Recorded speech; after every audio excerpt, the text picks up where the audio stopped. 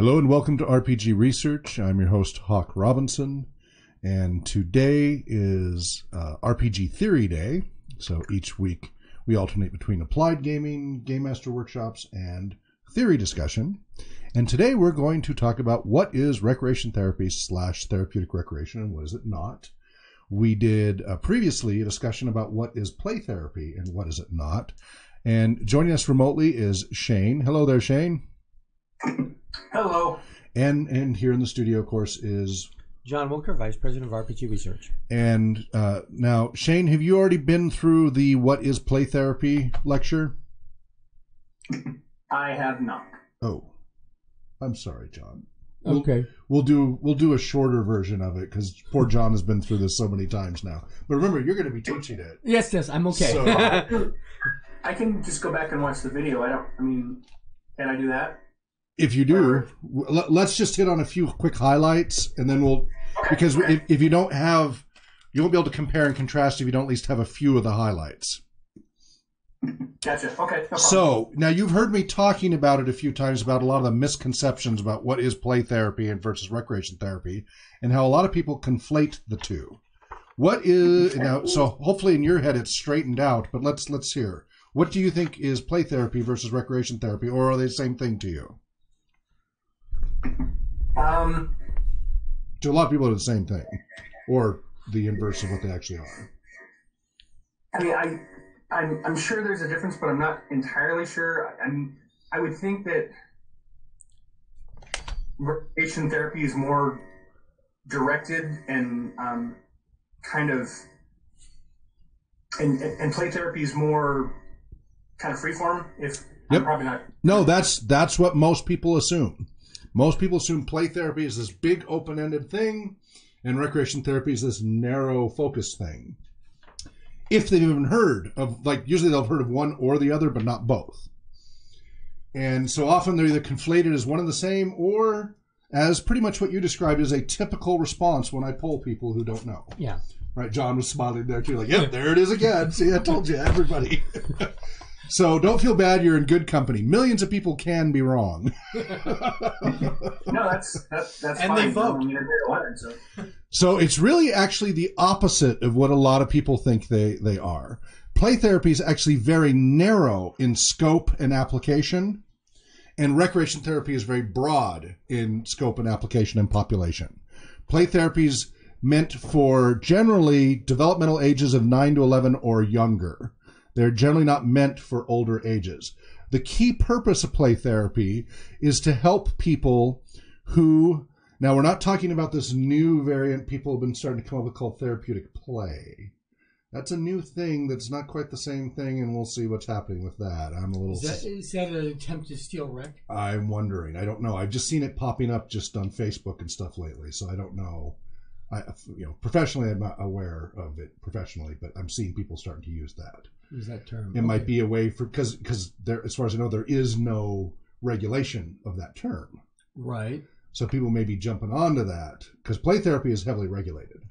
Recreation therapy is moderately regulated. Play therapy, 9 to 10, 11 years old, developmentally. Now that means they could be older if they're developmentally younger than 9 to 11 years old in their progression.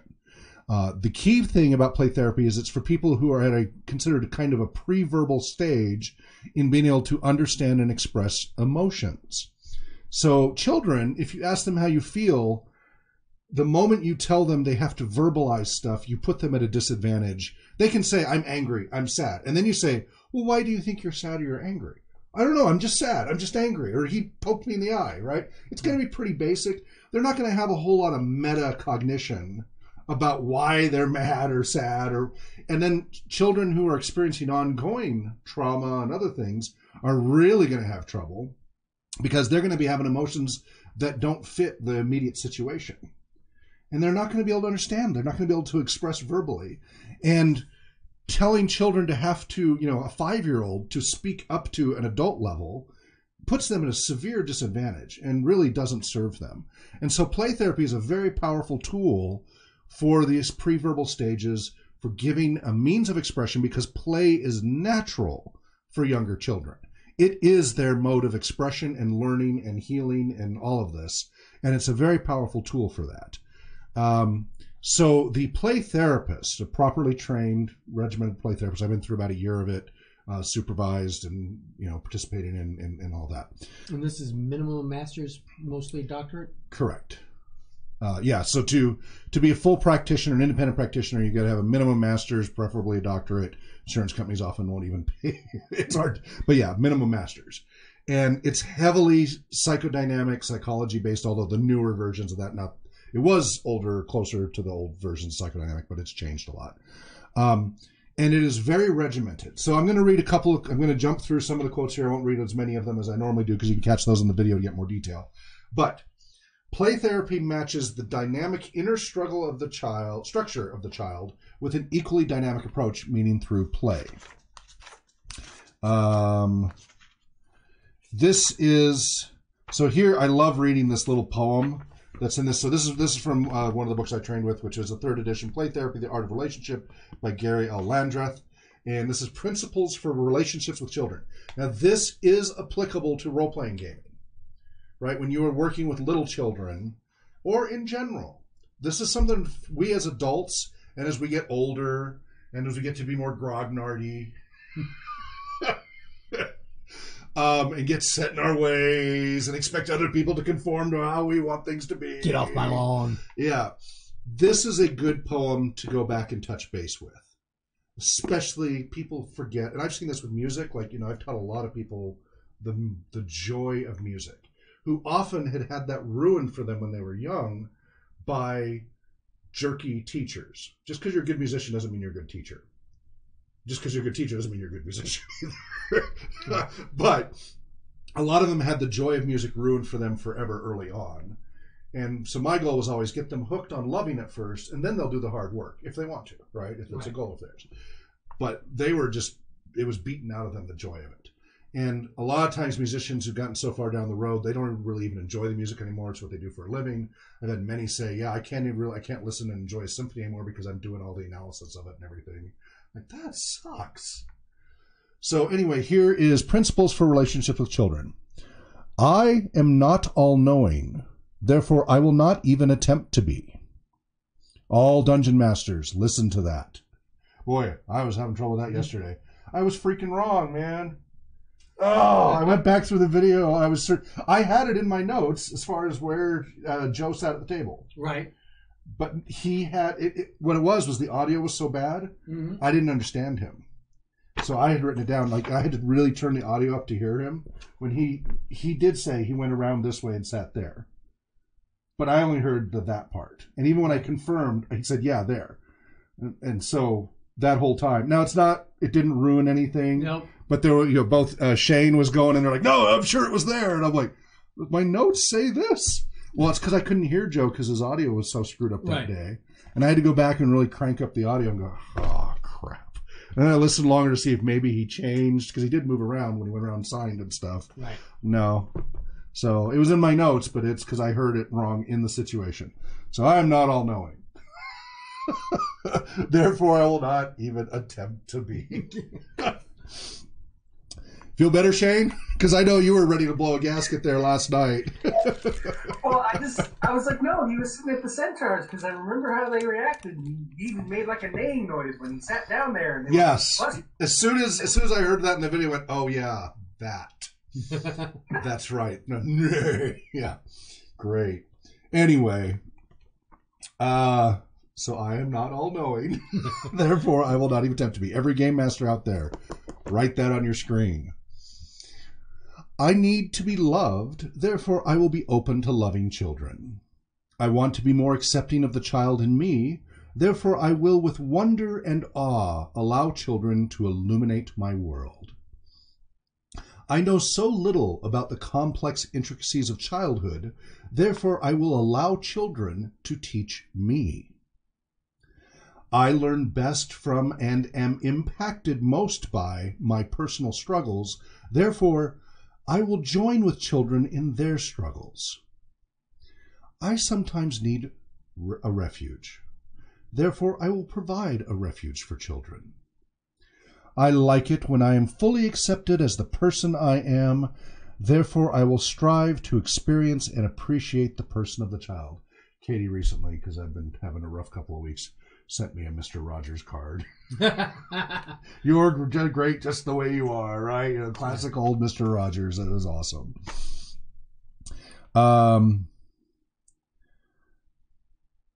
I make mistakes. They are a declaration of the way I am, human and fallible. Therefore, I will be tolerant of the humanness of children. I react with emotional internalization and expression to my world of reality. Therefore, I will relinquish the grasp I have on reality and try to enter the world as experienced by the child. It feels good to be an authority, to provide answers. Therefore, I will need to work hard to protect children from me. I am more fully me when I feel safe. Therefore, I will be consistent in my interactions with children so that they feel safe. I am the only person who can live my life. Therefore, I will not attempt to rule a child's life. I have learned most of what I know from experiencing. Therefore, I will allow children to experience, which is what role-playing gaming does so beautifully. I hope I experience and the will to live come from the hope I experience and the will to live come from within me. Therefore, I will recognize and affirm the child's will and selfhood. I cannot make children's hurts and fears and frustrations and disappointments go away.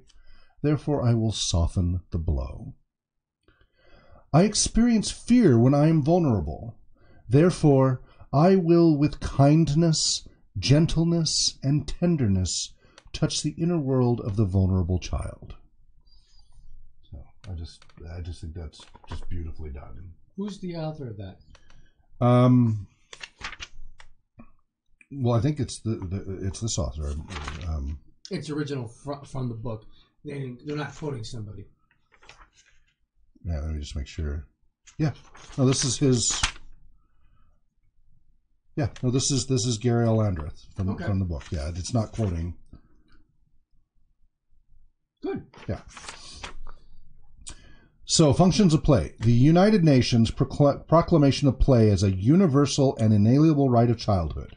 Play is the singular central activity of childhood occurring at all times and in all places. War zones, right after bombing. Not long after, the kids are out there still playing in the streets, getting in the time they can. Children do not need to be taught how to play, nor must they be made to play, unless there's something really, really wrong. Play is spontaneous, usually enjoyable, voluntary, and not goal-directed. Big emphasis on that. What? Play has intrinsic value. Now, below the age 10 to 11, most children experience difficulty sitting still for sustained periods of time. We see that all the time. Mm-hmm. That's why we have to add, wiggle bottom activities to to No Thank You Evil and such to help them get that energy out, because that's how they like to do things. A young child has to make a conscious effort to sit still. This is a very important point. This is why we like to integrate LARP into our tabletop activities for younger folks and ADHD as well. They have to make a conscious effort to sit still. In other words, they have to exert neural energy. And thus creative energy is consumed in focusing on a non-productive activity. So in play, children discharge energy, prepare for life's duties, and achieve difficult goals and relieve frustrations. And child's play is a more natural medium of communication for children. They express themselves more fully and more directly through self-initiated parents. All that structured play and everything that has its place, but it's being overdone. Self-initiated, spontaneous play than they do verbally. To restrict children to verbal expression automatically places a barrier between them and a therapeutic relationship by imposing limitations that in effect say to children, you must come up to my level of communication and communicate with words. And the therapist's responsibility is to go to the child's level and communicate with children through the medium with which they are comfortable. The therapist is the one who's supposed to be well-adjusted, to have developed coping skills, and to know how to communicate effectively at all levels. When the therapist says, "Tell me about it," young children are placed at a disadvantage of having to accommodate the therapist. Questions so far? Shane? No, it all actually sounds really good. And I was going to say that poem really kind of resonated with me. A lot of the stuff that was said, because I remember when I was first started doing Little League, it wasn't really something I necessarily wanted to do, but they were saying they didn't have enough coaches. They weren't sure if they're going to be able to do the season, so I gave it a try. And my wife found this thing called Positive Coaching Alliance, that it said a lot of those same things in kind of in the context of sporting and coaching and how kids respond, and well, people in general, but specifically kids. That that if you come at it from an adult perspective, you're going to tune them out and just I don't know. I thought that poem was really cool. Yeah, it is. I love reading that out to people every time. And again, it applies to role-playing gaming too. If you're even if they're not kids, but especially if they're kids, there's some great rules there for game masters to be reminded of. Now, this is all coming from the positive psychology movement that started around the 50s and 60s going forward.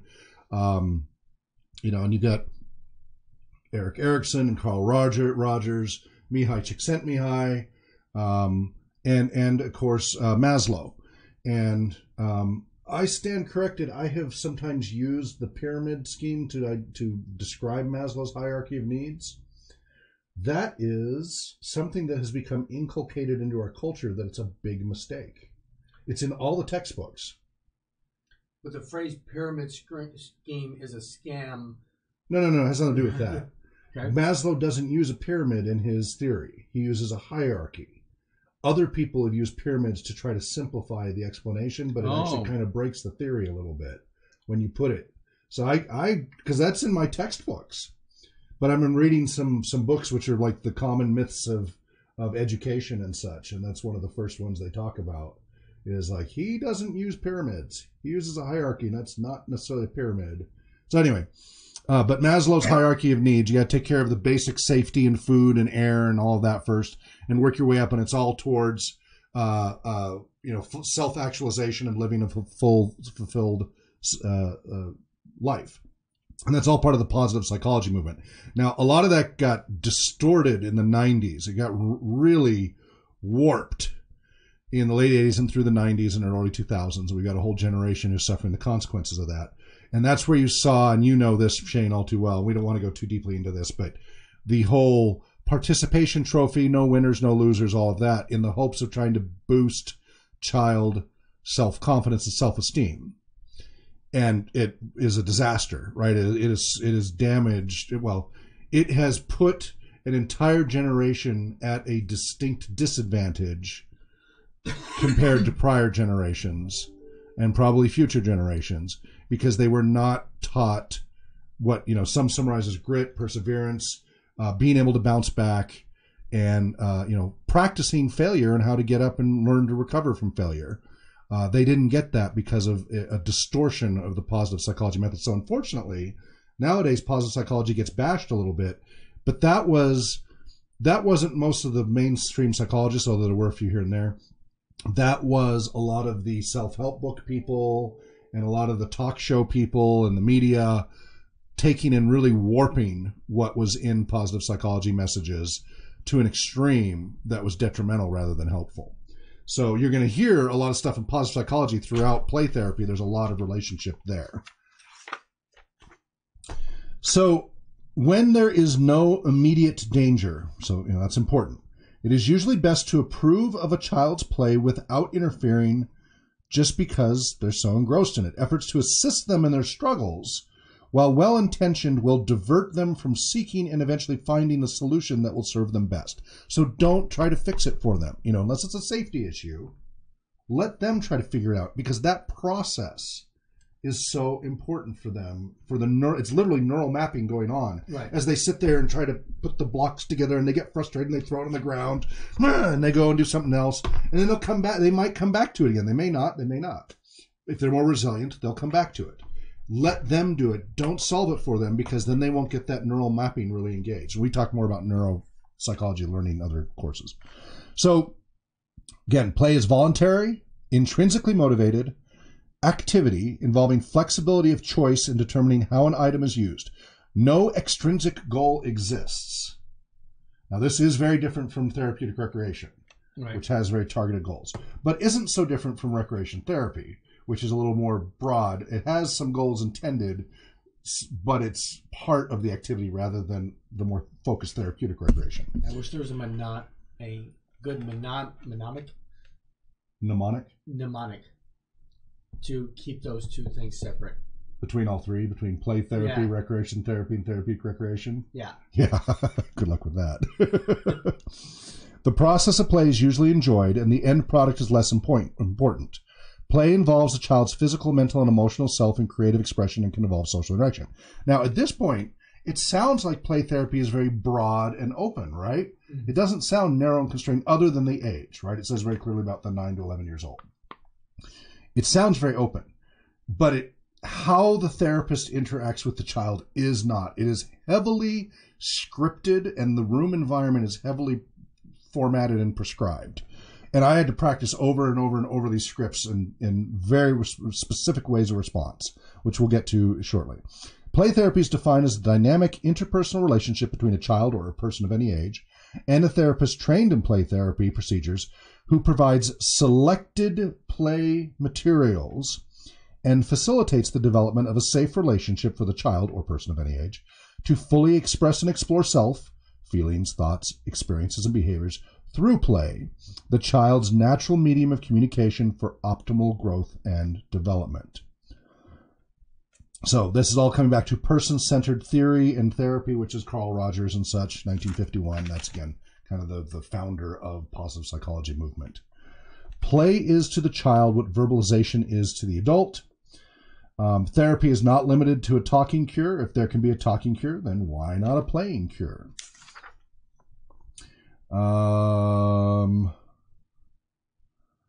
Play is the child's symbolic language of self-expression and can reveal A, what the child has experienced, B, reactions to what was experienced, C, feelings about what was experienced, D, what the child wishes, wants, or needs, and E, the child's perception of self. So as they're playing through, you're taking notes and observing and recording and all this. You can learn a lot from watching kids play and what they play, but you have to be very careful. It's very easy to warp that through your own filter. Because the child's world is a world of action and activity, play therapy provides a therapist with an opportunity to enter the child's world.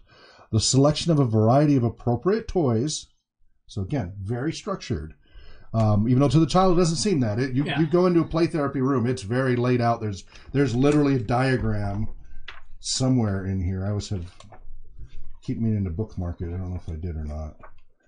There's a diagram somewhere of exactly how they recommend you lay out your play therapy room with where you should put the toys. Now, is there some variance in that? Yes, of course.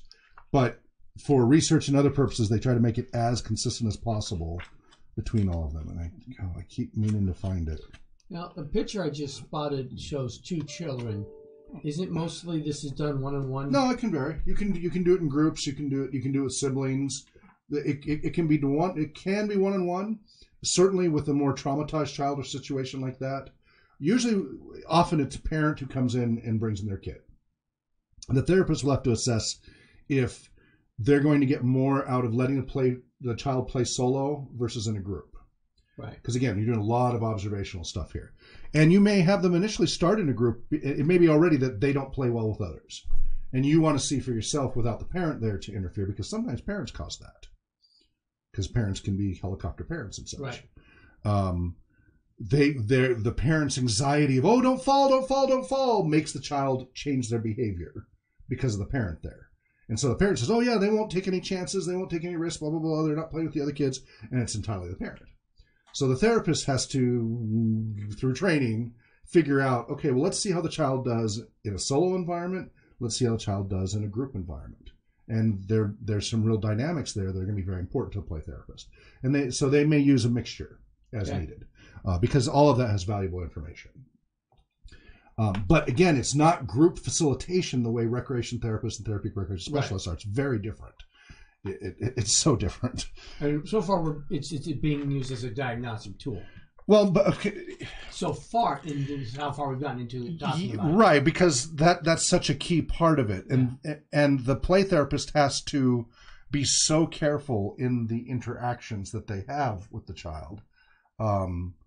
So yeah, and often again, a lot of it comes back to then talking to the parents and having the parents set up circumstances and situations. But it's very different than rec therapy and therapeutic recreation. And again, not very. There are key pieces here, as you've heard already, that are beautifully applicable to role-playing game that will make you a better game master, a better player. So it's worth including in the context of role-playing games. But there's just bits and pieces. With rec therapy, when we go through it, you're going to see it's a huge long list of applicable things. Okay, so I'm going to jump to the more structured part here. Again, you can get the more detailed version by watching the prior videos. So, role of the play therapist. The therapist has no need to direct or lead the child to a particular topic or activity. The therapist allows the child to lead the way and is content to follow. What is important is not the therapist's wisdom, but the wisdom of the child. Not the therapist's direction, but the child's direction. Not the therapist's solution, but the child's creativity. Therefore, the child is accepted for all that he or she is in order to free the child to be unique. Very Carl Rogers approach. Child-centered play therapist is not a supervisor, teacher, peer, babysitter, investigator, playmate, or parent substitute. You're not the mother. You're not a teacher. You're not a member of the Mother's Bridge Club. What are you? It doesn't really matter.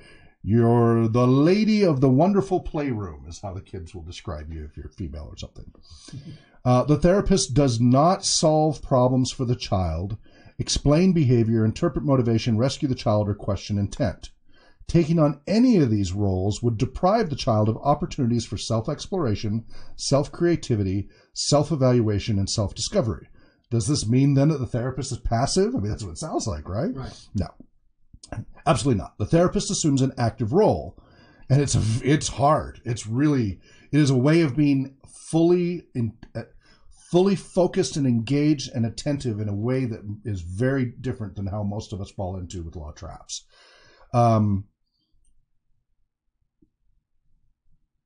Does it require you to exhibit a high level of physical activity? Being active does not have to be an observable quality. The therapist is emotionally active, requiring sensitivity and appreciation of what the child is doing and saying, and an attitude of receptive responsiveness. This emotional investment is characterized by an interactive quality that is both felt by the child and therapist and overtly experienced in the interactive verbal expressions of the therapist. The therapist maintains an active role in the process of play therapy, not in the sense of directing or managing the experience. So again, doesn't fit being a GM that way. Right. But again, if you want to be a more hands-off GM, there's things to learn if you want your players to have more freedom and have more self-control in their adventures, a more sandboxy experience. Instead of sitting there helplessly waiting for the DM to tell them what to do. But by being directly involved and genuinely interested in all of the child's feelings, actions, and decisions. So we're going to jump to some of the scripts that give you, this is what really gives you a good idea of how the play therapist is very different from a lot of other techniques. Yeah, talk therapy, rec therapy, many others. Psychodynamic therapy by far. So typical non-facilitative responses. It has an example of how the therapist responds. The words used can make a significant difference in whether or not the child feels understood, accepted, or restricted. So this will say, I'll say child, and then what the child says, then therapist, and then what's suggested, because what the therapist said is problematic, and it usually explains why. So we'll go through different examples. So missed feelings. Child. Do people come here lots? Excited voice, eagerness, and face. Therapist. Sometimes. Child is not asking for an answer. Suggested. You really like coming here. Recognizes feelings indicated.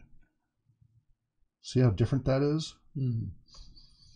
Child. My puppy got killed and I cried. Therapist. I'm sorry your puppy got killed. The therapist focuses on their own reaction and ignores the child's feelings, does not allow the child to explore their feelings further. Suggested. You were so sad about your puppy dying, you just felt like crying. Touches feelings and shows understanding. Child. Therapist had just explained that the cassette tape recording for her and was for her and the child to hear and no one else.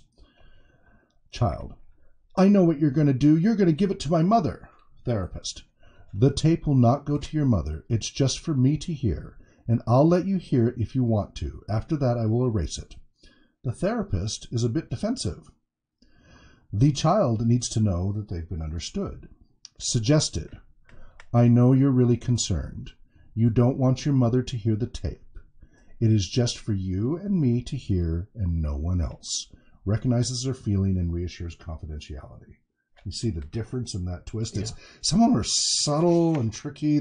It's really hard to override both as it's probably harder as a parent than a non-parent. Right. Some of these play therapists are not parents when they go into it. They're parents later on and stuff. But the ones who are parents before, I think, have a harder time because we just fall into the parental role. I wonder how good of parents they are. I don't know. You don't want to use Big Bang Theory and what happened to his mother being the child. No. The psychologist, psychodynamic. She's awful. Evaluation and praise. Child. The child finds a comb and combs the hair of two dolls. Therapist. You're making them so pretty. Since children want to please, the child may continue the activity to get more praise. Suggested. You know just how to comb their hair. This reflects the child's ability rather than making a judgment to how the results turn out. Inappropriate questions. So, child is routinely hitting on the Bobo the Clown doll, right? Little punchy doll. And with some vigor, but no affect is visible. You can't tell if they're happy, sad, whatever, just flat affect. Therapist. How does it make you feel to hit Bobo? This is inappropriate because no affect is observable. This implies to the child they should be feeling something. And they might not. There may be no emotion. Right. It may just be nervous energy and no emotion associated with it. Now you've implied that something's wrong, that they don't feel something. Suggested. A response is not needed to everything a child does in the playroom. There's a lot of silence in it. Statements turned into questions. Child. The lightning's scary. Therapist. The lightning is a little scary? Use of the word little underplays the child's feeling, and the question at the end conveys that the therapist does not understand the child's feeling and has to check. Suggested. It scares you when there's lightning. Communicates understanding of feeling. Child. I like puppet shows. Do you like puppet shows? So this is where they're trying to hook you. They try so hard to get you to be like a parent or a peer or something. This is the hardest part, is when they want you to play with them. They want you to interact in a way that you're not supposed to do. You're fully engaged, fully paying attention, but it's so different from their experience. It's so different from our experience because you're not supposed to pass judgment. You're not supposed to engage in activity because that would interfere with their own play and creativity. But you're not supposed to just put them down or anything and tell them no. So it's really tricky. So when they ask things like that, you have to be very careful and redirect it to keep it about the child, not you. And they will try to make it about you, especially at first, because it's so different for them. They're like, well, this is a different game. Let's figure this one, rules out of this one. So, therapist, you like playing with all the puppets? Voice tone at the end of the statement turns the statement into a question and calls for a yes or no answer. Suggested, you have fun with puppet shows. So it's showing you paid attention, saying they like puppet shows. You still didn't answer the question. Right. But you're showing you're fully engaged with what the question is and making it back to being about them. Child, playing with several toys. Therapist, Wesley, we have 5 more minutes in the playroom, okay? The last word implies the child has a choice when no choice is intended. This is something a lot of parents make the mistake. We all have. Suggested, Same response, just take out the last word. Wesley, we have 5 more minutes in the playroom. Period. Right. I hear parents do that, like, okay, if you put that down and then we can go, okay? Like at the grocery store or the toilet. Who's the parent? And it's not, you don't have to be rude, you don't have to be domineering, but don't ask them a question if there isn't really an option. Right. I say, you should ask them to do that. I said, no, I'm telling them to do that. I don't want them to get the implication that they have a choice. Right.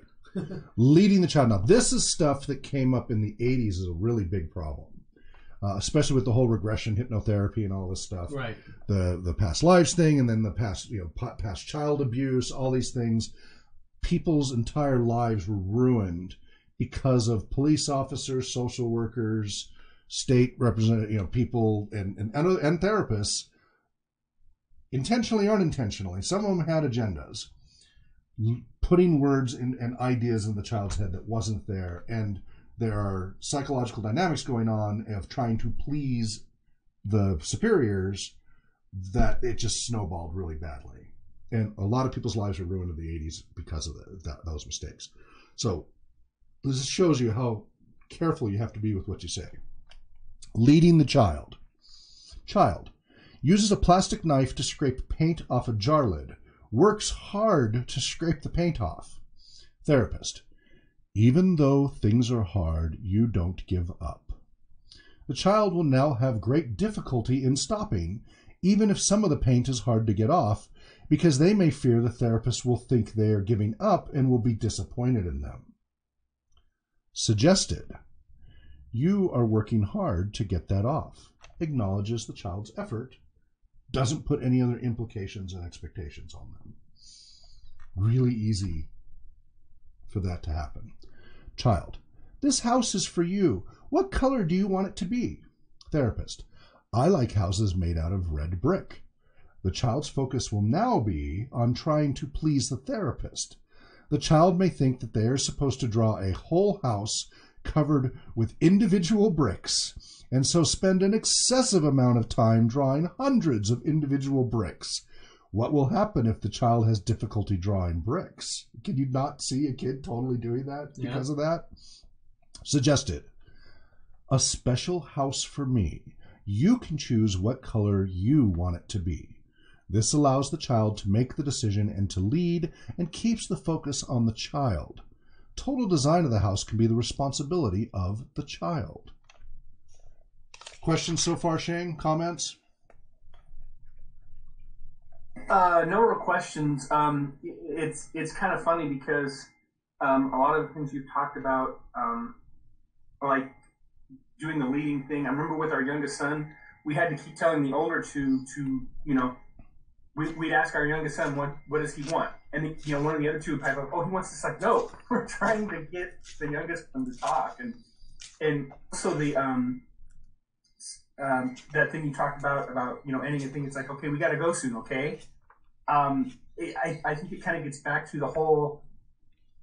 There was this whole phenomenon of parents that just they didn't want any adversity in the child's life, and I mean, so even to the point of asking the kid permission if they could leave. And it's just really bad if kids never have any adversity. As kids, when they get to be adults, they lose their minds because they've never dealt with it before. And, so it's just a lot of really good. I like the way that this stuff is presented, basically. Good. So a little bit from your earlier question, searching for the right combination. So we've talked about the diagnostic part, and that's what we've usually covered, because really it's a much smaller part on the actual therapeutic implementation side. So there's an example here, and we're not going to read through the whole example because, again, that's for another time if we want. But in the case of Amy, which is an example in here, a combination of sibling group play therapy, so with her siblings, individual play therapy, and brief family consultation was found to be the most appropriate approach. When Amy played in the playroom with Ben, he was the responsible one for himself and for Amy. She did not have to do anything. Ben talked and played for both of them. When Amy played in the playroom with Ned, she was the teacher and helper, although Ned was independent. When both boys came into the playroom, they played together and ignored Amy. When the children came into the room with their mother, they all tended to act out somewhat, but behaved with fairly equal exchanges. When Amy played alone in the playroom, she remained shy, yet verbal. She would hide in her usual place under the easel for 10 or 15 minutes. Boy, I experienced that. Until she felt safe enough to admit me when I was training. Her play often was inappropriate in the sense of periodic outbursts of hostility or lengthy laughter or destructiveness. They'll like start knocking everything down and throwing things around depending on what they're doing with. Modeling play behaviors that she had experienced with her brothers did generalize, however, to her individual play. Amy's need to control. One theme continued for most of the play sessions. Amy wanted to be in total control and used silence to accomplish it. When the therapist continued to reflect her feelings verbally, Amy resented the loss of control. She repeatedly said, "Don't look at me. Don't talk to me." The therapist used a compromising approach on this issue. Amy was given control of looks, and the therapist was given control of talk. Amy seemed satisfied to have a well-defined area of control and was willing to let the therapist have one too. Gradually, Amy began to accept partial control in other areas. Ben and Amy divided the room into two parts. Each had to obtain verbal permission from the other to play in their respective control zones. Practicing, even in a structured way, the give and take that occurs naturally with many children seemed to give Amy the confidence she needed to develop her social skills rather than to turn inward. As Amy became more independent, Ben dropped his role as protector and responsible member of the family. He acted out to the extent that his mother had to discipline him publicly, a first in this family. Ben gradually was able to let Amy be her own person and retain his significant position of being one of several responsible members of the family. The mother encouraged this shift in communication at home by giving Amy more responsibility and not allowing Ben to take over her tasks, even when he could do them better and faster. Ned also maintained a balanced independence rather than adopting Amy's role of being helpless and in total control, or Ben's role of being responsible and in total control. Amy began to express her feelings more frequently. Raising her closed fist was her way of saying, "Don't come close to me," or "This will keep me safe when I have to walk close to you." So they develop, these mechanisms. A different Amy. Amy's new confidence extended into the classroom. Talking, singing, and participating in class became fun for her.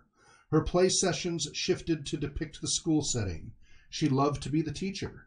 When Amy forgot some mathematical fact or how to spell a new word she had learned, she would report what this word would be in Spanish. The therapist reflected the idea that sometimes only Amy would be able to tell what the word really meant. Amy's love of learning became evident in the safe environment of the playroom. She had initially concentrated on receiving information and not expressing. In later sessions, Amy actively participated in expressing each new learning situation. The pace of Amy's progress was like a door bursting open. She even read a Christmas story over the loudspeaker at school. After 9 months and 36 sessions of combining sibling and individual play therapy, the final reward was Amy's assignment to a regular first-grade classroom in the spring of the year. As Amy became more verbal and more actively participated in her world, the enuresis occurred less frequently, so peeing her bed and stuff. Right. So that just gives you a little bit of an example of how that it's a gradual, very much just guiding them, but letting them figure it out with just very minimal engagement. So this was 9 months of 36 sessions. Yeah. Of her coming in the playroom, sometimes in group with siblings, different combinations of siblings, sometimes with a parent there, not there, and sometimes by herself. And then working through figuring out what worked and didn't work. So, little clear idea of what play therapy is there. You can see it's a limited population. It's a limited scope and approach. And again, I wish I could find the diagram of what the typical playroom is supposed to look like. But it literally tells you where to put the paints and the dolls and the blocks and everything in a very prescribed way. So that when the kids come in, they see certain things. And as you make more money, you add, you get a larger playroom and put more stuff in it so they have more choices. But anyway, questions or statements about that before we then move on to recreation therapy and therapeutic recreation? No, but it's kind of funny because I can really see how people think that the play thing is the open thing, but there's so much preparation that goes into making it seem open. And Yes. I mean, in some ways, it sounds a lot more rigid because It is. I always thought that I do a lot of preparation for gamming and stuff, and holy cow, Yeah. Just to let a kid play, that's amazing. It is. And so I said I did about a year of training in play therapy before I went, yeah, this is not where I want to go.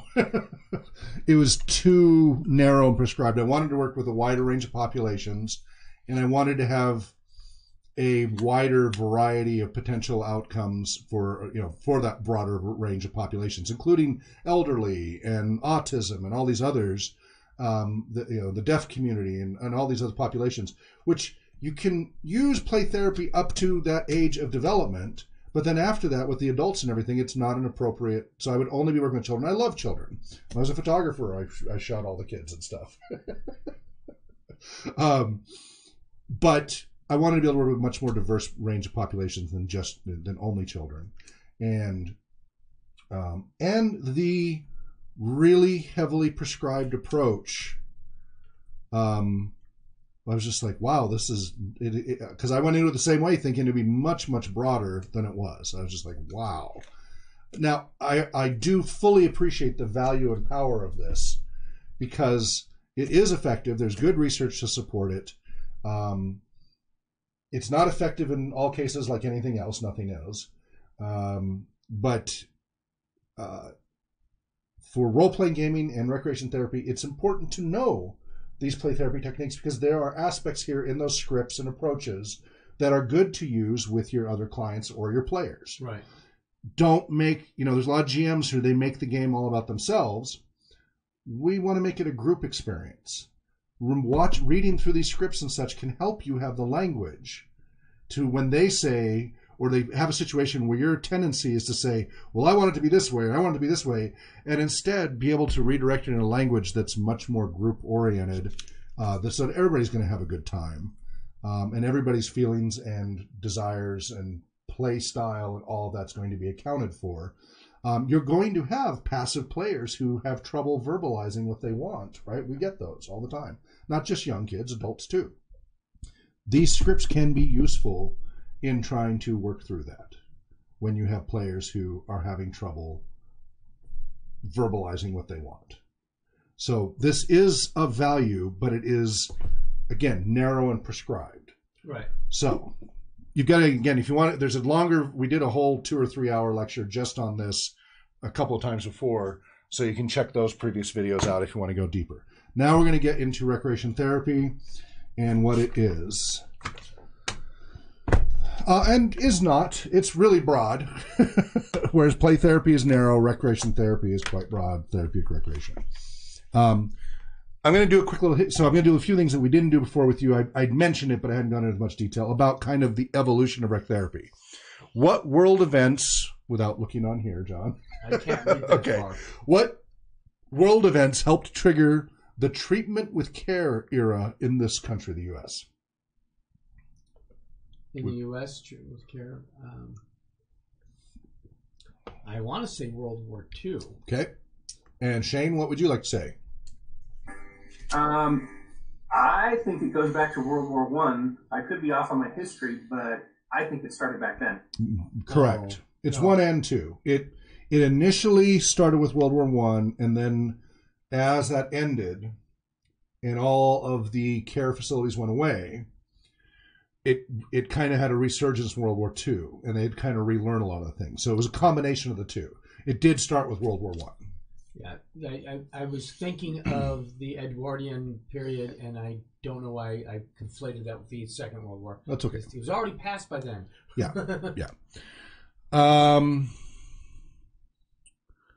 Okay, we won't worry about those three because you guys don't know any of those. Okay. That was on the TR test the CTRS test. Which law required that public buildings and facilities constructed with federal monies be made accessible for the handicapped? Remember, it was a funky, difficult number. Yeah, it was.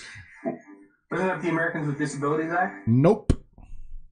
This actually predates. This is public buildings, facilities constructed with federal monies. The ADA is much broader, or a little bit broader, but this is all public buildings and facilities constructed with federal monies must be made accessible for the handicapped. Do you remember what year? Ballpark it. Decade. Guess the decade. 60s. Good. Shane? Yeah, I don't know much history before the ADA, so I really have no idea. PL 90-480, Architectural Barriers Act, ABA, 1968. I was so close in my head. It was 67. I was trying to say because Yeah. So that's my birthday. It's my wife's birthday. Pair it up with the beginning development of chainmail. Right. Not the publishing. It wasn't published until 71, but we know they started developing it in 68. And it's the ABA. ABA. The Architectural Barriers Act. It was the act on how to build better barriers. No.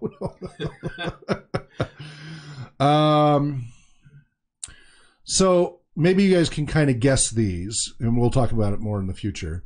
What are 3 positive contributions made by national accreditation standards for therapeutic recreation education?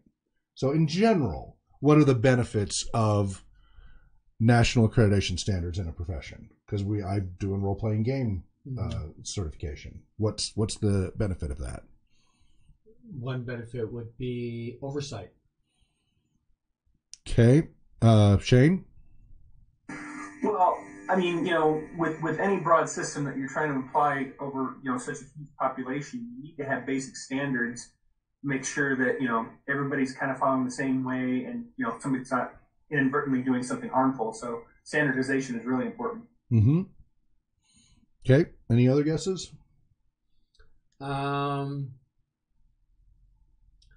Obviously, the fact that people have to have background checks and things like that, weeding out people who don't have the training. Well, not all accreditation requires background checks. But I mean, it does weed out the people who don't have the training.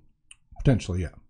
So it improves the quality of professional preparedness nationally by having a more consistent curricula. So as he was talking about consistency, you're talking about being more professional. 2, encourages the differing organizations around to communicate more between organizations and their representative bodies. This was still kind of when there were 2 major organizations, NTRS and NCTRC and such. They were still coming together and such. Right. There's now one organization, NCTRC. I've been in this too long. I've watched it completely change. 3, improve the awareness and image of the profession of therapeutic recreation in the lay public eye. So having accreditation, certification and such means that people start to identify a profession as a profession. With those I've actually had standards. some people make that comment, with professional GM, where's the accreditation? Right, exactly. RPG Therapeutics LLC is the early stab of it. I hope down the road for the therapeutic side we can get JCAL added to that and such through the CTRS and NCTRC approach, because that's what so there are bodies out there. Nobody has that yet. I hope over time. And expand on what JCAL is? Oh, goodness gracious. Don't It's JCHAO. It's the hospital organizations. Joint.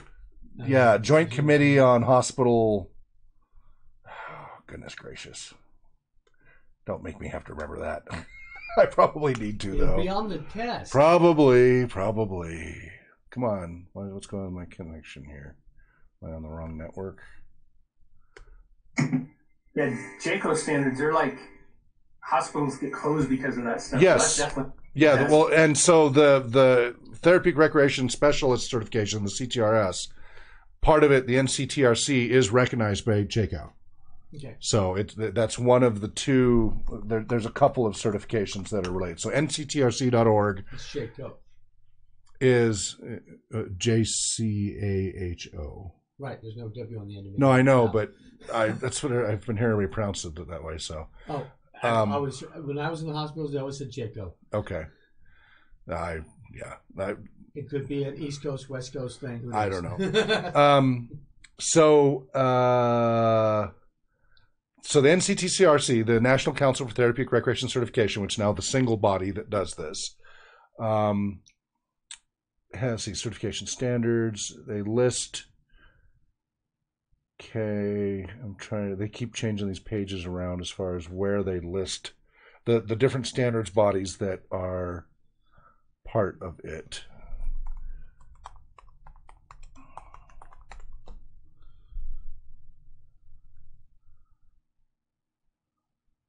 Yeah, see, those are all just test questions. Anyway. It is nationally accredited is the good thing, and I hope that some of those will be able to apply, like the therapeutic GM certification, because we're using recreation therapy standards and other accredited standards in our training, that eventually someday, but these things take decades, that will eventually get that kind of approval. It is beginning with the end in mind that these will eventually become nationally accredited. There'll have to be different accrediting bodies for the different certifications. So for the therapeutic GM, there's going to be therapeutic accreditation. For the educational GM certification, you're going to have education accreditation bodies. For the entertainment one, there's entertainment bodies out there. For recreation, it may just still fall back under some recreation body. I'm not sure, or just maybe by extension the same thing with recreation therapy. That one I'm not sure about. But it is hoped that each of those will eventually, over time, have national accreditation. Do they now? No. Does anybody? No. But we're beginning with that end in mind, with that level of quality. Anyway.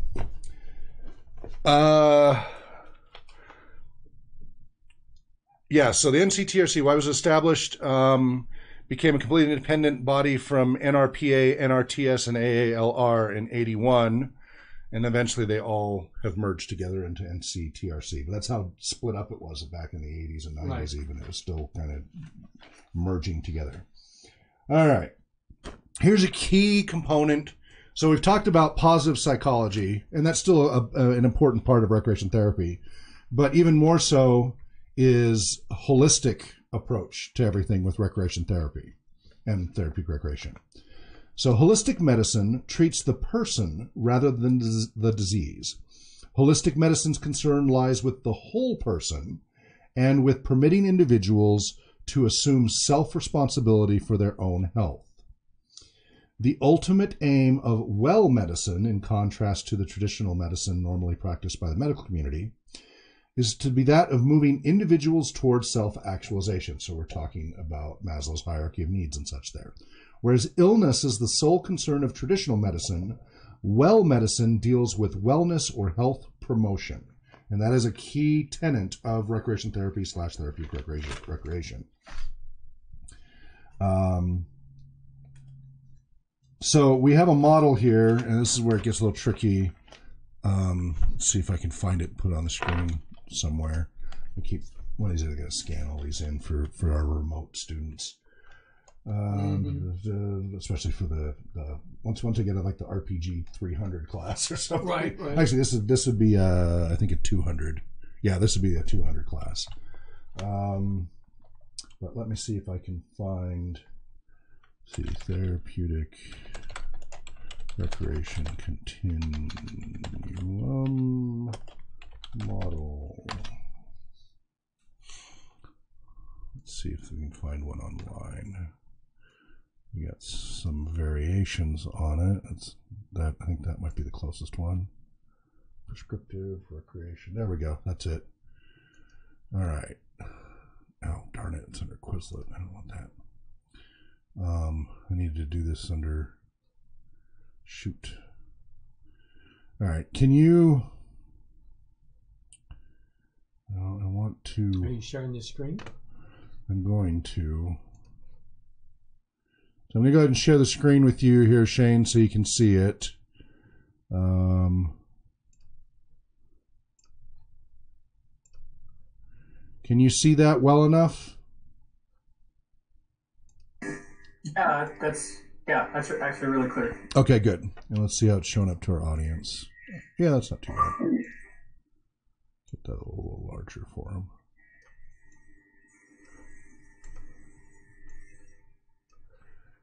All right, because this is what we're referencing. So this is there's a number of TR models out there, and this is just one of the low-level basic ones.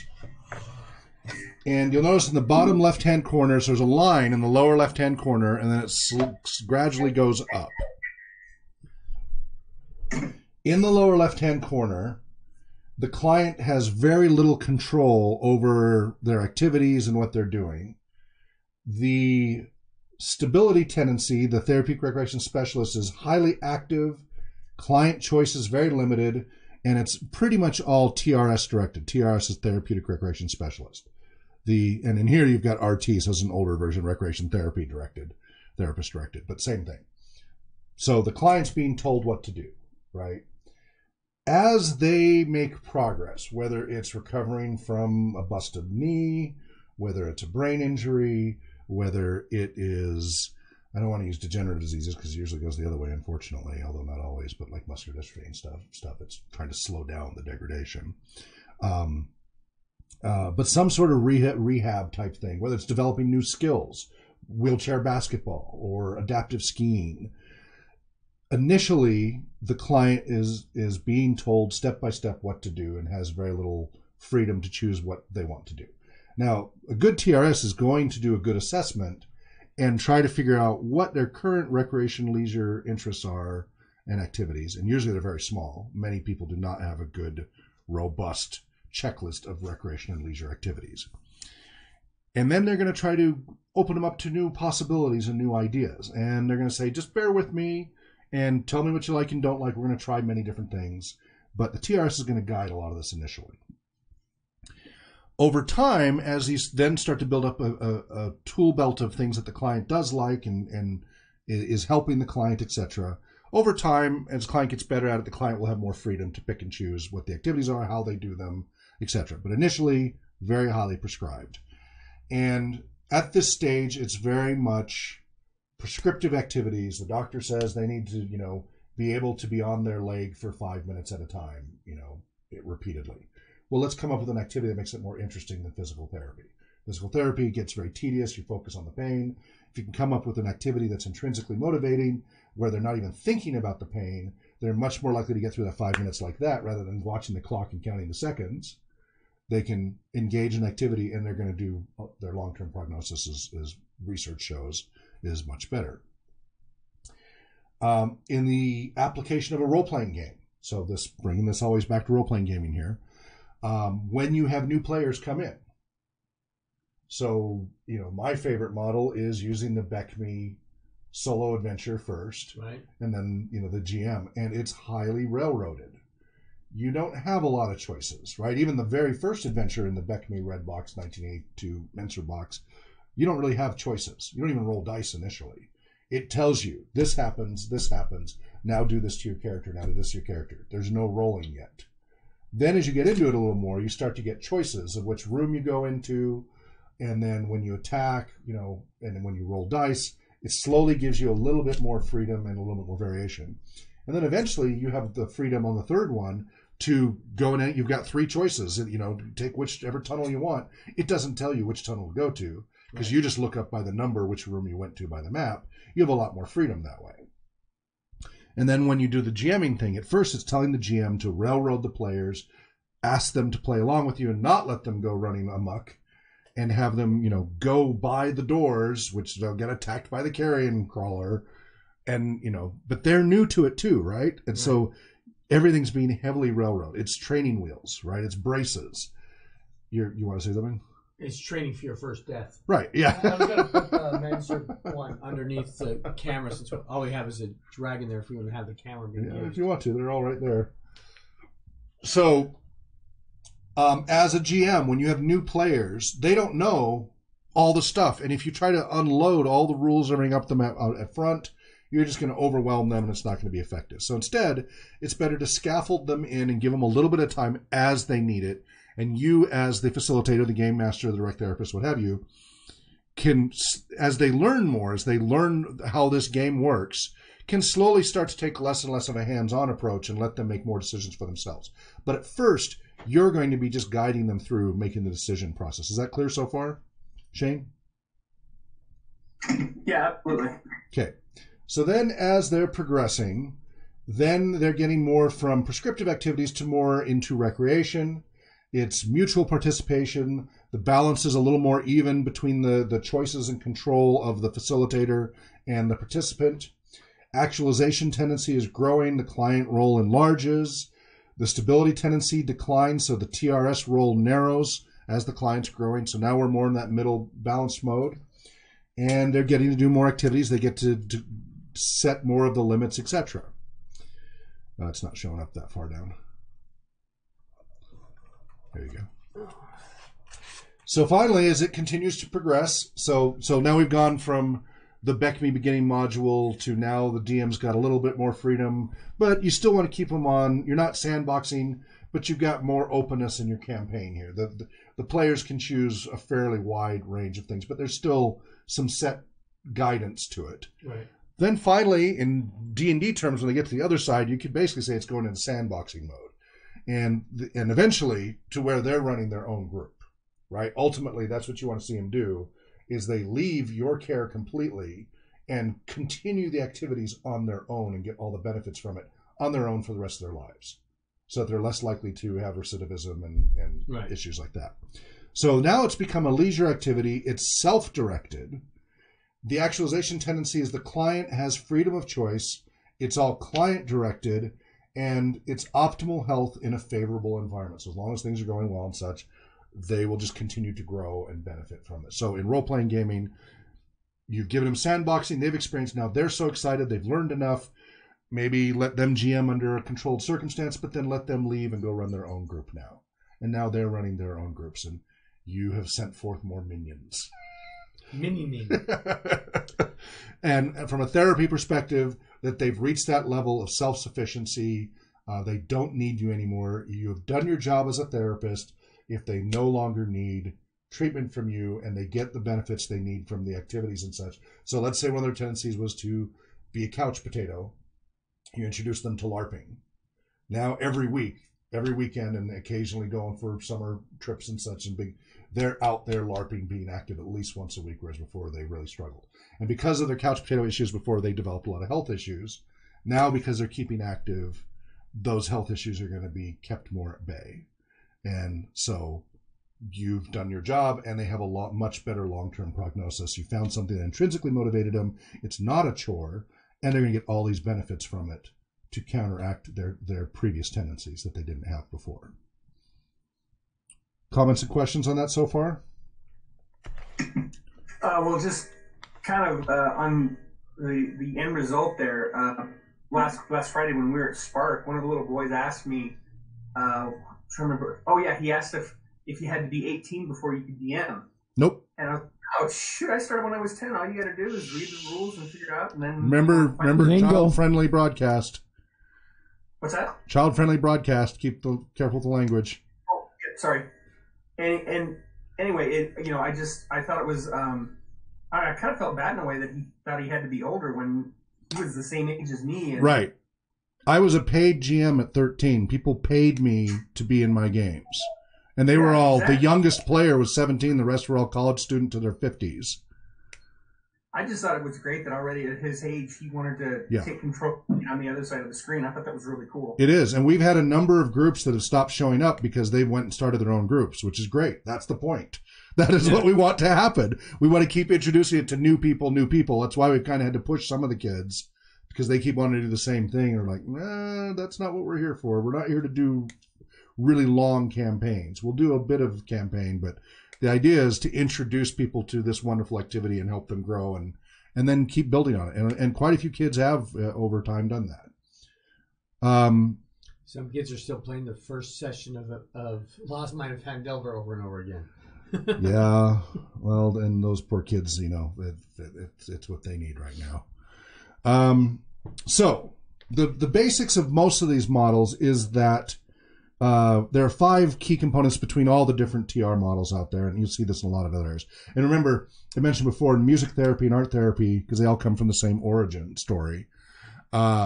If you look through all of their training manuals, like I have the music therapy board certified thing, mm-hmm. the checklists and the diagrams are almost identical. They just replace recreation therapy with music therapy or art therapy.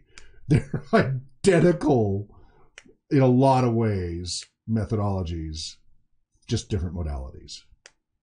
And they come from similar origins. Well, because through trial and error, we found that these are the effective, because everything's increasingly more evidence-based therapy. So, and these are ways to explain them. So, 1, a continuum of growth and intervention, right? That line there. 2, a belief in the strengths and abilities of the individual. So that very Carl Rogers thing. Number 3, increasing freedom and self-determination. Number 4, decreasing therapist control. And number 5, increasing involvement and participation in the natural community or inclusion. And I always lose that page. Or inclusion in their natural environment is basically where it goes from there. What page is that? 10, 11. You include these pages back together. Oh, it's just community or inclusion. That's all it is. All right.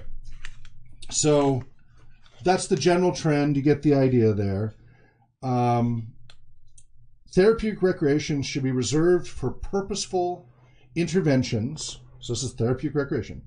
Purposeful interventions using prescribed activities and recreation or leisure experiences. Inclusive recreation is employed to describe the general provision of access to recreation opportunities by persons with disabilities. So you're not necessarily targeting any therapeutic goal with inclusive recreation. Right. You are just trying to make sure that the recreation is accessible and inclusive to people with disabilities and the broader populace. It isn't about therapy. It's just about making sure that everybody gets the benefits of the recreation in general. Foam dice and the... Whatever it takes, yeah. And the adaptive pencils and exactly. And of course, recreation therapy and therapy recreation take all of that into account.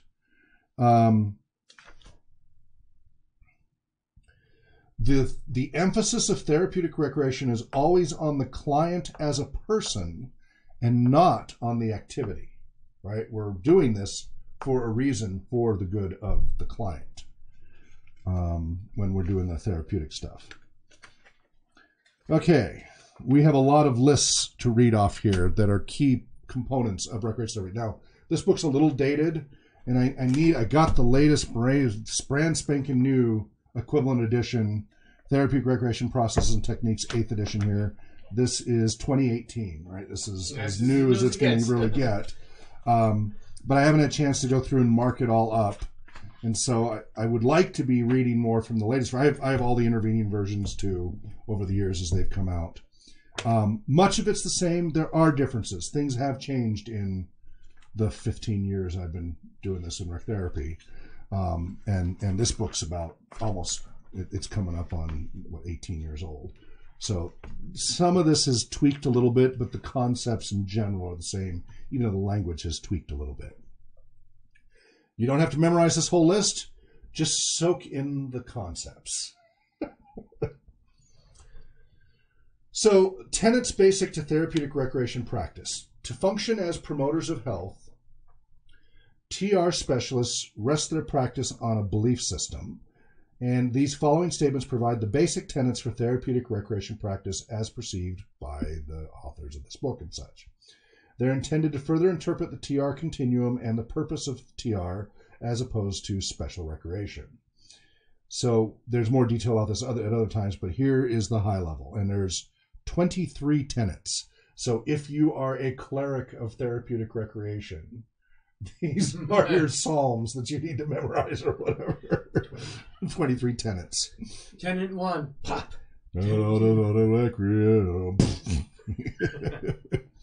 Number 1, illness, poor health, and wellness, optimal health, are dimensions of health that may be perceived to be on a continuum.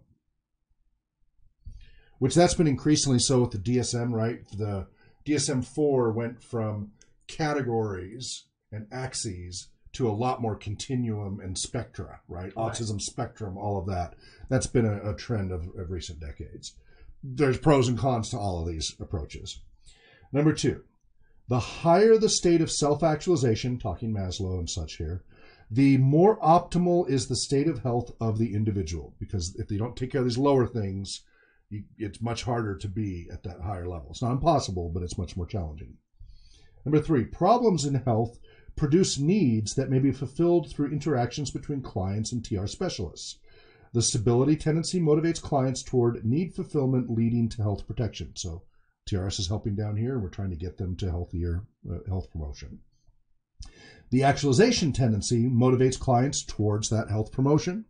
Therapeutic recreation specialists engage in mutual participation with clients motivated by the actualization tendency, but move toward giving more and more control to the clients as they become healthier. So again, this is in more detail explaining what I gave you guys an overview of. Number 5, prescriptive activities initially may be used as energizing forces to engage clients with the environment. TRSs exercise the greatest amount of control at this stage, but attempt to move clients toward achieving greater health and control. Number 6, client participation in recreation activities is restorative and leads to health protection. Remember, we're biopsychosocial, so when we talk about health, we're not talking just physical health. Right. We're talking the whole gamut. And actually, now they like to say biopsychosocial spiritual, but that sometimes gets poo-pooed. But just meaning taking into account all of your different needs as a organism. I think your spiritual and psychological would be melted together. Well, no, because the psychological stuff doesn't really go into pursuing religious, spiritual needs that a lot of people have. The psychology tries to stop there. There are people who go past that. Yeah. But in the more current forms of psychology, they generally stop and stay out of all of that stuff and go, yeah, go find whatever works for you. Great. We're not going to get into that. Go talk to your preacher or whatever. And recreation therapists, what they do is they're not going to dictate what you go to, but they're going to try to facilitate you finding some spiritual side to your life, your local pastor, your local Buddhist temple, whatever it is you need to find that spiritual thing, which is different than your normal psychological, physical, biological, social. Some people have a need to fulfill that spiritual side. Not everybody does, but it is something that they've been adding in recent years to recreation therapy to say, hey, don't forget, this is another component of the human experience that's critical for billions of people. I definitely saw that in the recreation therapy newsletter or magazine that we were looking at before. Yeah. There was a bit of an emphasis on the spiritual, making sure all the holidays were mentioned and that activities for those holidays were. Yeah. They're really, really, really big about life balance. Yeah. This is one of the reasons why I chose rec therapy, because I really struggle with homeostasis in all factors, as you know well why. I have biological stuff and neurological stuff that really makes it hard to keep things balanced.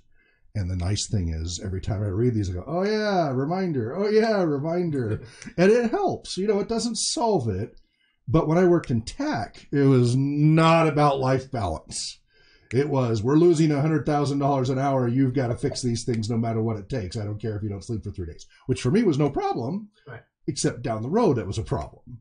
And eventually packing. Yeah. And so in tech, well, it certainly would have. In tech, there wasn't a message of life balance. In recreation therapy, it is a constant message of life balance. Right. And it helps to be. Now, one of the biggest problems of caretakers is self-care. The mechanic rarely wants to work on their own car. The therapist rarely wants to go through all the things that that they do all day long with their clients and then do the same thing to themselves, right? It's hard to do that. You'll hear Dr. B and all the others talk about the self-care things that they struggle with because they get themselves burned out as well doing all the tours and such. Mm-hmm. This is a common problem for caretakers, and we all have to watch out for it because we want to help people so much that we start to put aside our own care. And I'm super guilty of that. And so every now and then it's like, oh wait, let's reassess. And as we go through these, I will go, oh yeah, that checklist. Yeah, I should probably do that checklist. Let's do that checklist today. All right, and it'll help because otherwise I wouldn't be doing it, right? So it's really great to be in a field. Yeah, eat your own dog food. To be in a field that's going to keep trying to bring you back to balance. Must have balance.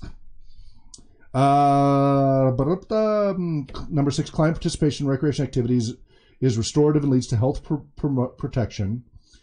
Therapy recreation specialists work cooperatively with clients, assisting them to move toward that self-directed leisure experience that are health enhancing. Number 7, Optimal health wellness is achieved through participation in leisure experiences that feature self-determination and competency and lead to feelings of self-efficacy, empowerment, interest, and enjoyment. And I used to use self-efficacy all the time, and people kind of glazed over a little bit. But I think it's a wonderful term, because there's self-confidence and there's self-assessment, and then there's actual self-efficacy, like actually being effective. Right. And I think it's a very important term to differentiate. Number 8, the basic goal of therapeutic recreation is the achievement of the highest possible level of health in clients. Illness can be a growth-producing experience for individuals who participate in therapeutic recreation. Yeah. It sucks, though, sometimes. God, it sucks. Because it creates challenges in your life that you have to look at things very, very differently. And you have to prioritize. Like, if you know you only have X number of years left, you really have to rethink what you do with them. What your priorities are. Yeah. That's an opportunity for great growth that we might otherwise just kind of milled around and done whatever. But when things start, I noticed on Grand Tour, Jeremy Clarkson's he was like, he listed the number of hours expected of his life expectancy left. Just on average, based on filling out, there's these websites that say, you have this many hours left to live on average, statistically. And he was like, oh my goodness, I just wasted an hour. Now I only have 9,240, whatever the number was. By putting it in those terms and then watching you don't want to obsess about it. But it sometimes can help get people who are, now I don't have a trouble with being self-motivated, but there are people, we were talking off air, right, who do struggle with self-motivation. And sometimes these little triggers can kind of help people kind of get a little boot in their rear to get them up and going. Doesn't always work. Other people just freeze and drop, but these are many possibilities. So again, illness can be a growth-producing experience. Number 9, the goal of therapeutic recreation, i.e. health, is achieved through purposeful intervention using the TR process, i.e., what's APIDR? Shane, do you know the APIDR stuff yet? No. Okay, then I'll put it on John because he's supposed to know it backwards and forwards by now. API, assessment plan, intervention. Nope. No. I'm a SOAP person.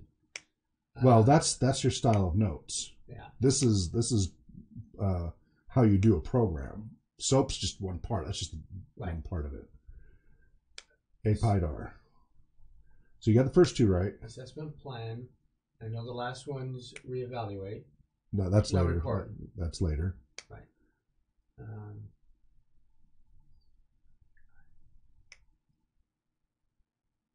You said intervention. Right, and now you said it's wrong. Correct. So, that's right. You're wrong. That's my brain is freezing right now. Go past that. What is E then? If that might help you remember what I is.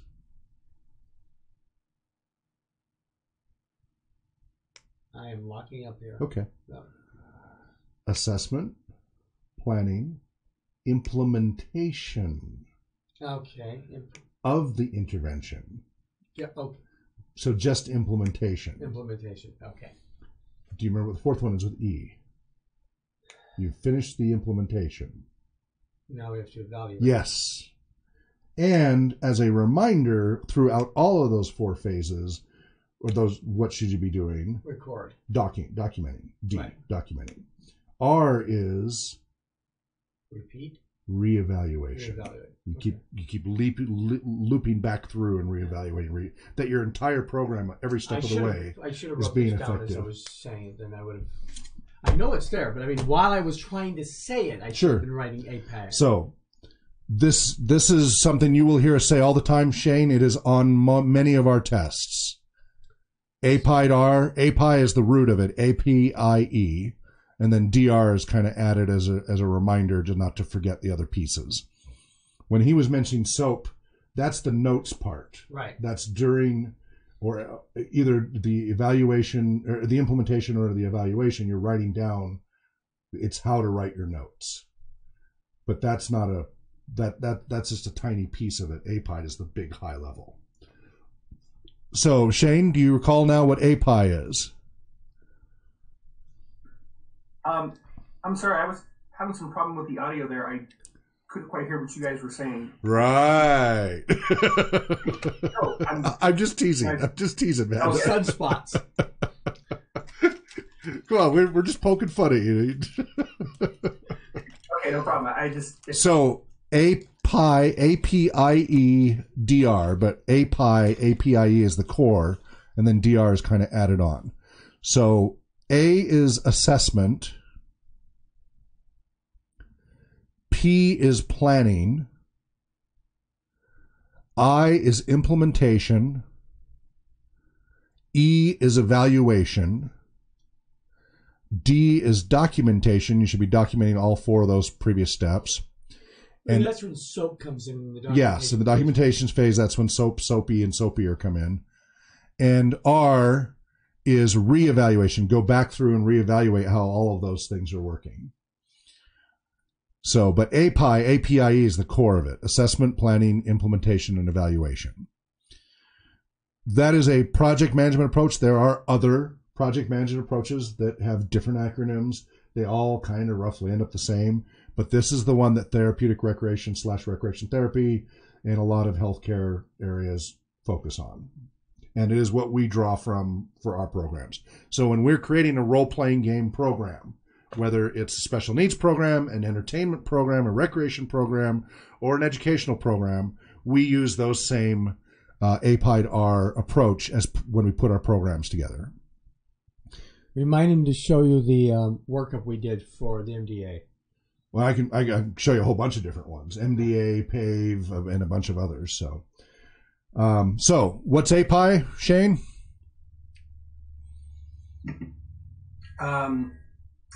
Assessment, planning, implementation, and evaluation. Yes, and then what's the last two that are added on as a reminder? Documentation, and I forgot the R. Reevaluation. Reevaluation. Okay. I'm scripting this down right now. So And it's really kind of reassessment, re-planning, re-implementation, and reevaluation, because you want to go back through every step of your program and make sure. So in other words, repeat is accurate. Yeah, you just make sure that your program is staying up to date to your client's needs and your business needs. Okay, gotcha. All right. Number 10. The client-therapist relationship is a critical element in the TR process. The essential role of TR specialists is that of a catalyst who works in partnership with clients in order to help them be as self-directed as possible, right? And it's going to vary on how much clients can do that. Number 11. Let me tie that in with role-playing gaming. Do you want to tell the players what to do all the time? Well, at first we have to do that because they don't know what to do. It's completely overwhelming. But eventually what you want to do is you just want to lay out the descriptions and the clues, and then you want to let them be as self-directed as possible in the adventure. Correct? Yeah, absolutely. I mean, my ultimate goal whenever I'm DMing is like, okay, here's what's happened. And then the big question, what do you do? Yep. So that's our goal in general in TR, is to get to more and more of that freedom and self-direction. Number 11, therapeutic recreation specialists model healthy behavior and attitudes while helping clients develop personal competence and intrinsic motivation for participating in healthful activities. So again, this is where healthcare workers can be hypocrites about the self-care. However, it is possible, at least while you're on the job, to model all of those things as much as possible. The positive attitude, not expressing negative self-talk.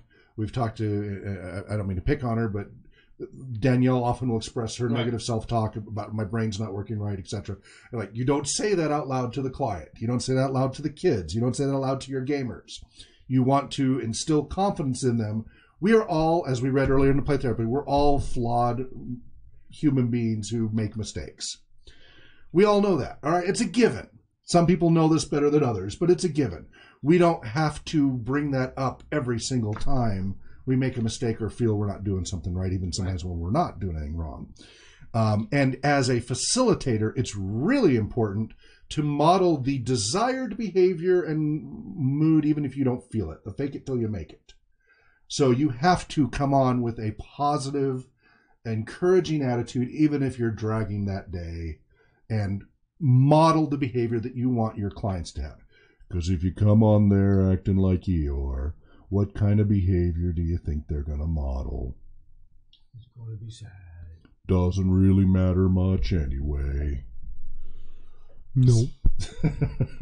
So very important that, we all have our good days and bad. And that's one of the challenges of TR versus like tech. Tech, I can have a crappy day and feel like crap and still write my code or whatever. Do my sysadmin stuff. I don't have to deal with a single human being. And some days you don't even have to pretend to be happy. Exactly. And some days I just like that. I do not like deal with people sometimes, and I'd much rather interface with a computer. They're so much more predictable and manageable. Other people are like, oh, computer science is so complicated. I'm like, oh, it's so much easier than human beings. Give me rocket science and computer science over human beings any day. Sometimes it's just, There have been days when I do not want to go run a game today. I'm having a horrible day. I don't want to go. Yeah. But the cured by a horrible day is going to run to that game. Yeah, because often, not always, sometimes they can still, but generally, you'll end up coming out of it doing better. You might be tired as heck, but you're like, oh, I'm really glad I did it. Really glad I did. And especially when we go and we work with these kids and these other special needs populations, and their lives transform right in front of us, it can really turn a crappy day around beautifully. It's awesome. I hope this Wednesday those kids have a better week this week. I hope they've had time to recover. Last week was so painful to watch. Please feed them. Those poor kids. Number 12, therapeutic recreation specialists focus on clients' abilities and intact strengths rather than focusing on their weaknesses. So this is something I just saw a thread on Facebook today about what do you do as far as what you allow your players to do for character generation. Character how do you roll it? Yeah. And one of the guys is really harping on use the formula approach. Don't use random. Don't use random. Don't use random. And then the others are talking about, where was it? We were reading it the other day about really gimpy characters. I know it's terribly and politically incorrect to say anymore.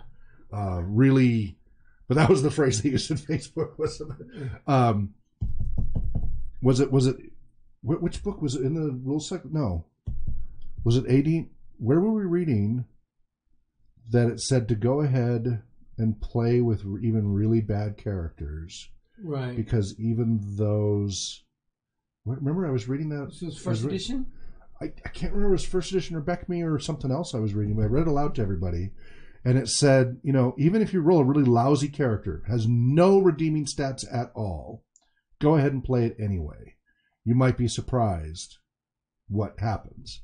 Don't just automatically give up on the character and make another one. Right. I think I actually saw on the Twitter feed for the Blackmore film. Yeah. That they said something similar to that too. That you rolled bad stats, but you never know, something cool might happen. And some of the greatest heroes in the world, all the odds were stacked against them. They should not have succeeded in any way. But something inside them helped them overcome all the odds to become incredibly successful against everything. They weren't especially bright. They weren't especially wise. They weren't especially strong. They had bad health. They came from poverty, lowest social class, ethnicity, the whole list. Everything was stacked against them, gender, all of it. And then they still managed to turn that around. And so you see the same thing with role-playing game opportunities. Like,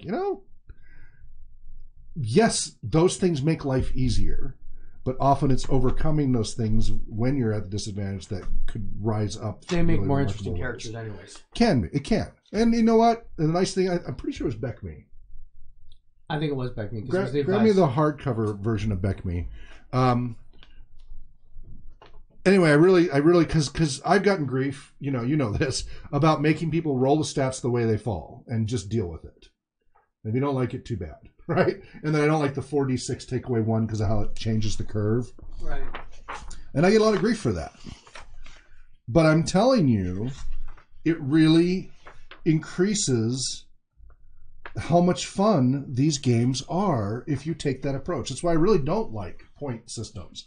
The point systems, you end up with an awful lot of the same characters, right? After you've run that game for a while, Right. Everybody goes for the same optimizations. So they all kind of look the same for each trope. For each archetype, they all end up kind of the same. And when you let the dice roll as they lie, really strange things can happen in really interesting ways. I have a, and I want to play test it one of these days. I have a article somebody wrote. It's called the life path method of rolling up your characters. You actually are doing a lot more rolling because you're telling a story through this process of how you got that way. Why are you strong? Well, because I spent all of my time in the docks and things like that. The Conan slave ship. Right, exactly. So that, I think, when you get done with that process, you have so much a better feel for what your character is and how he got there. I'm looking for the minimum requirements for the.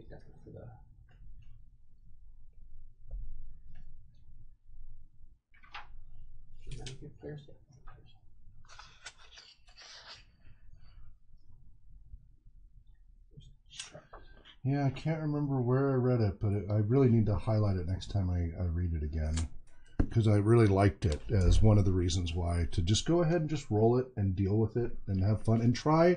Okay, you don't qualify for that class. See what you qualify for and just try. The only thing you qualify for is a rogue. All right, well, let's see what... Have you ever played a rogue? No. I don't really want to play one. All right, we'll give it a shot, try. If your character dies, make another one. Right? And it makes it less of a big deal, but, you know... And BECME makes it so simple to make a character. It only takes 15 minutes to make a new character. You know, maybe another 10 or 15 for equipment until you really get the hang of it. That it is less painful, but you can still be just as invested in the long run and have a great time. Anyway, that's that whole thing. Focus on the client's abilities and intact strengths. As a recreational therapist, we work with people with severe physical and other types of traumas, severe brain injuries, missing limbs, all kinds of degenerative diseases, MS and MD and cerebral palsy and others. And it's really easy for people to just say, it's hopeless. I'm only going to get worse. There's no point. And instead, it's really critical to work on what is there and, if nothing else, slow down. And we've seen with muscular dystrophy, the difference between it being a death sentence of you only live 3 to 5 to 10 years to these people are now finishing PhDs, getting in their 30s and 40s and 50s or 60s, depending on the version of MD, that would have been dead at 12 or 9 or 5 in just 3 decades ago. Right.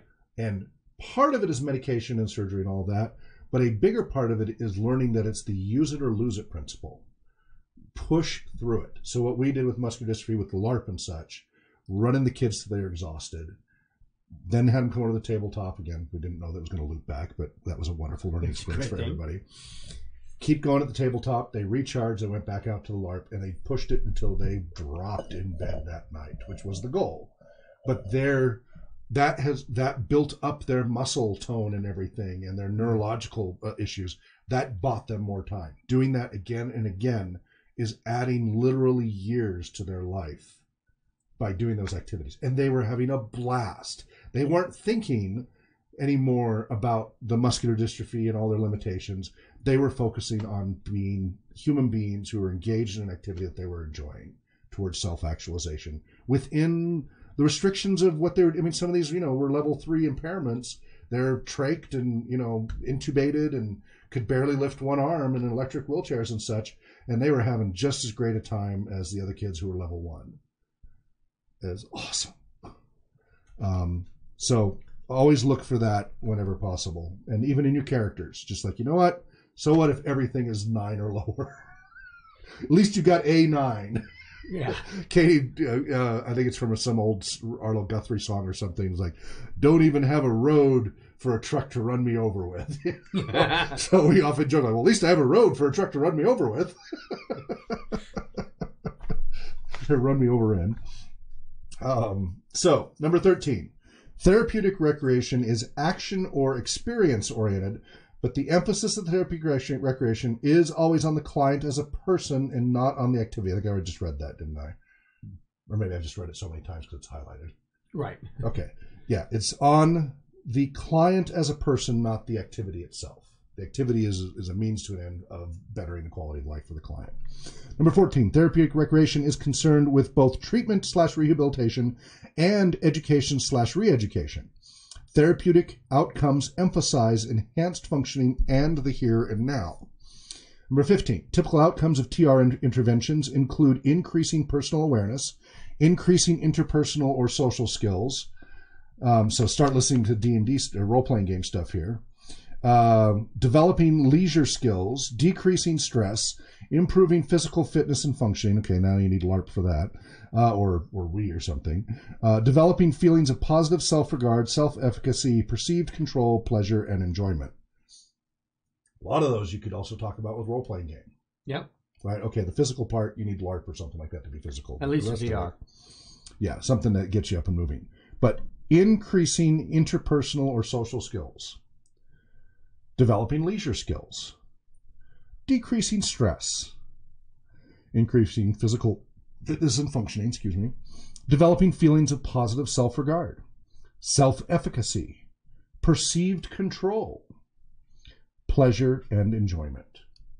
So with the exception of the physical fitness and functioning, which again, there you need to add in LARP or some other activity, a tabletop role-playing game can hit on all of those constantly.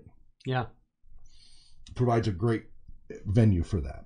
Number 16, therapeutic recreation. So, and I was reading this just back then, right? But because I read this 2004. This book's a little older than that, but and go, I know a great activity for that. That would be role playing gaming and stuff.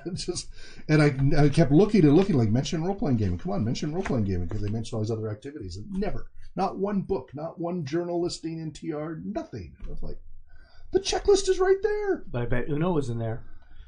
It's somewhere, yeah. I know. I'm like, come on, people, you can do a lot better than that. Number 16, therapeutic recreation specialists have a knowledge of demands inherent in specific activities. Activity analysis is employed in order to gain insights into the demands activities make on clients in order to ensure the careful selection of appropriate activities. Okay. This is one I need to train all you guys on. Okay. I think you guys got a little taste of it with the MDA camp. But I don't know if I've taken any of you through a full activity analysis. Just the MDA camp. And I'm not even sure we did a full activity analysis on that. I think we did a partial. Yeah. And there's a process. And so what we'd want to do is we would want to take a specific tabletop role-playing game. And it's a lengthy list. It is not something we can do in a single session. Okay. It's a lot of work. It could take us 5 sessions to finish an activity analysis. And that's probably the more basic parts, like trying to cover all the nuances of a tabletop role-playing game. I don't know. But I would love to have a complete one. I do have excerpts of them from my other programs. So we could use those as a scaffold to talk about for training. But I would really love to do an update of it because I haven't done it in years on role-playing game, right? I haven't need to because I've got it down. But for training you guys on, because once you do the activity analysis, now it's easier to figure out the adaptations you need to make for different populations. Once you've broken down where all the potential things are. Right. So there's several layers to that. So help me, if you can, to remember that we need to create we need to do a training session where I break out the activity analysis worksheets. And what we'll do is and we should probably do it with BECME or I think BECME would be the best one because it'd be the simplest one to do a tabletop role-playing game analysis. I think if we go with just about any other game, it's going to be too complicated. And OD&D is too much of a mess. What do you think? Okay, let's see. Which chat should I put this in? Actually, email would be better. Okay, I will email. Email would be better. It can be our internal email, though. Yeah, I'll email you directly. Yeah. So, but an activity analysis is just so. Shane, have you ever had any engineering background? Not really. Okay, software development, anything like that? Oh, no. Okay, John? Just the stuff that we do in the Army. Okay, like what? Like combat engineers. Okay. And, You had some CBE training? I was in a combat engineer battalion. Okay, but I don't know how much training you got because you were you were a medic too. So actually, back then I was the unit armor. Okay. But not a highlight. I mean, the highest I ever got was I did some training with the sappers. I think you have some experience though, because the military does with their operations manual, like we're doing, task analysis. Right. Yeah. And risk assessments and all those things. Yes. I've done all those. Okay. This is going to parallel that. Okay. At least. So, since we're talking about the military, I worked in an engine room. I thought you were talking like, high-end engineering, like designing new systems, not like working with the... Well, before you get to that, what do you always do for engineering, whether it's software engineering or physical engineering, civil engineering, mining engineering, whatever? Well, you have to train, you have to learn what you're going to be working with, and you look at the potential pitfalls of, bad training, basically looking for something to go wrong. Part of it is going to be use case scenarios. Part of it's task analysis, activity analysis. So those are all interwoven and interrelated. So we need to do a full series of classes on that for you guys, and to really break down, because I would love to put that in our publishing, a full task analysis of BECME. Just the beginning of BECME. First, the task analysis of making a character, then the task analysis of playing through a session.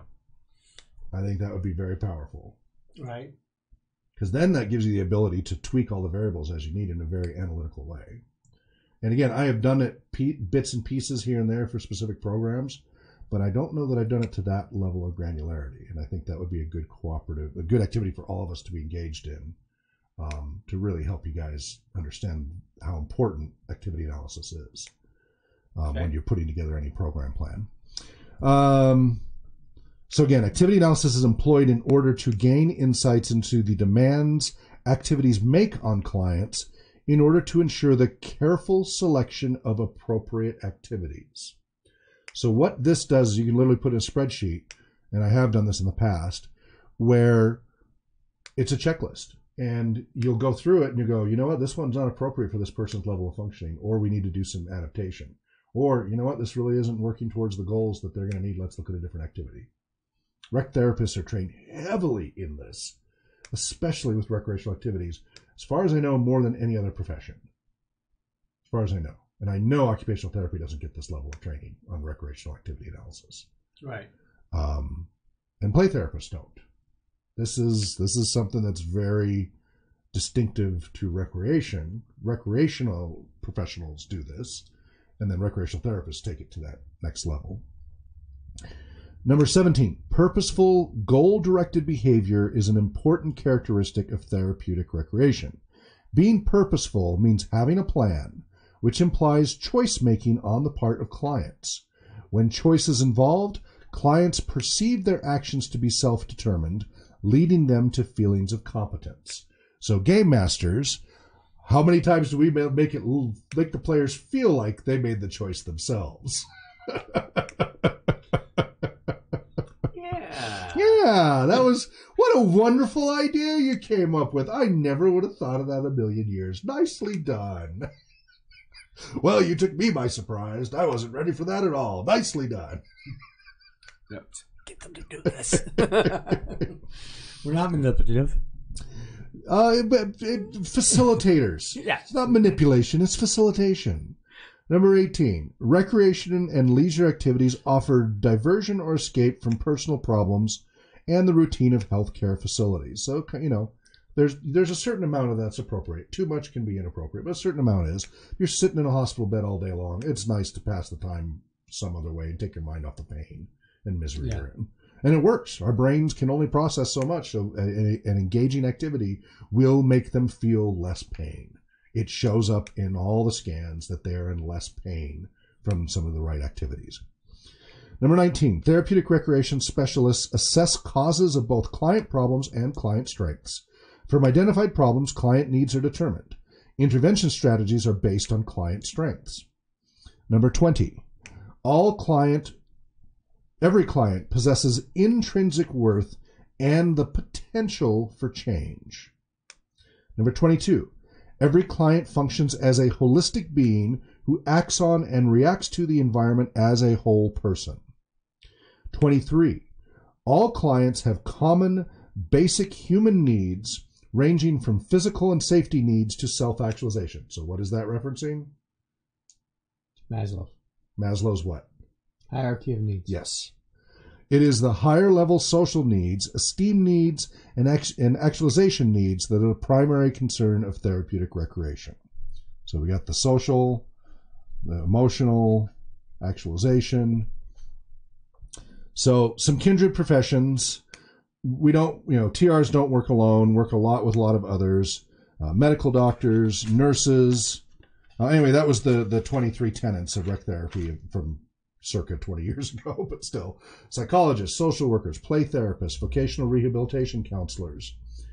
So they talk about play therapists here. Play therapy is a form of psychotherapy that uses play activities and toys with children to permit the expression of and working through emotional conflicts. Symbolic play is seen as a means for the child to surface problems so that they can be dealt with. That's a nice little summary of that. But it doesn't really explain it to you, does it? It's kind of very high level. If we hadn't gone through that. Now that we've gone through that, that makes a lot more sense, doesn't it? Yeah, I agree. Vocational rehabilitation counselors, physical therapists, occupational therapists, music therapists, art therapists, dance therapists, activity therapy and rehabilitation therapy services, whole range and scope of therapeutic recreation services, outdoor recreation, camping centers, park and recreation departments, hospitals, rehabs, social disorder in their families, abuse, alcohol or other chemical substances, cognitive impairments, wide range here. Okay, this is talking about the history and organizations. We don't need to worry about that too much. All right, we don't, unless you guys want to go to the full 10 o'clock time, we figure you guys want to stop at 9. So we do applied gaming till 10, but right. Because theory is so much of a fire hose, I'm making that shorter unless you guys want to go longer. My wife just messaged me, "Where are you?" I said, "We have 4 minutes at least." Yeah, well, and she should remember Mondays are now till 10. Every other. It's not her not remembering. It's her being impatient. Okay. Well, she's jumping the gun a little bit. Just a little. All right. Well, next time we will go over what was the phrase for these? Areas of competency for a therapeutic recreation specialist. There's 44 areas that you need to be competent. So if you're competent in all 44 of these areas, you're a good therapeutic recreation specialist. More than 30 of these translate to being a better game master and game player, role-playing game player. It is a huge match. Good. So that is what we'll cover next time. It's a short bullet list, and then we have to, over time, explain it a little more deeply like we did this other list. So remind me that's where we want to pick up next, Shane, because John and I have already been through this. But next time we want to review the areas of competency. There are 44 of them. And that's where we want to pick up from next time for you, okay? Okay, so is that what we'll be talking about on Sunday then?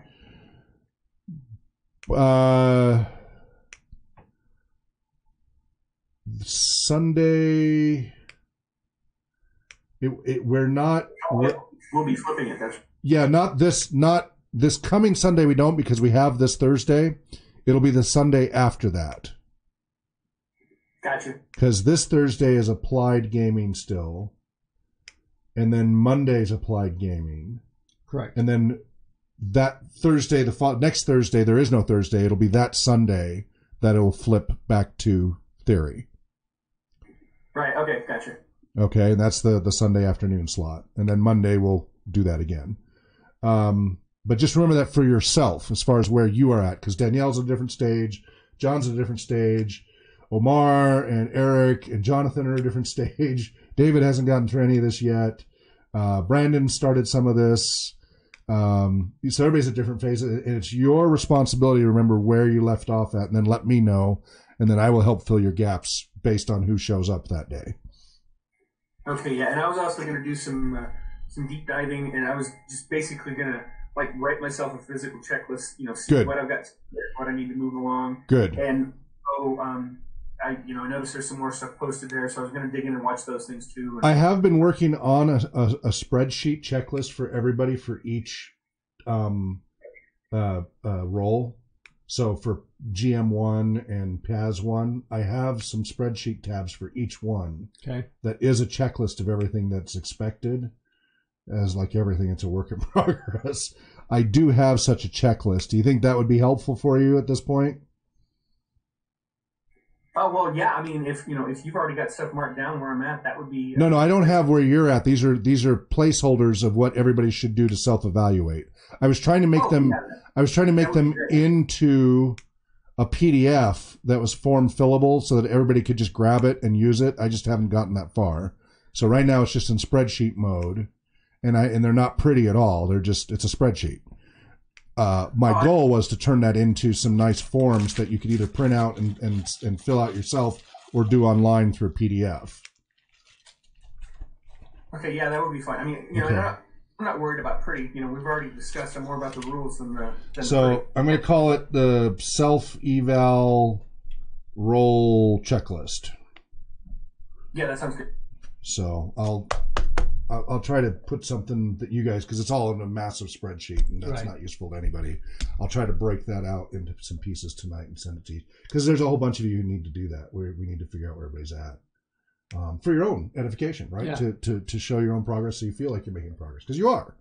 I mean, look at how much Dan has come along with his GMing and stuff. Oh, yeah. He's really been quite dramatic and stuff. It's awesome, and you're long overdue probably for signing off on a few of your things.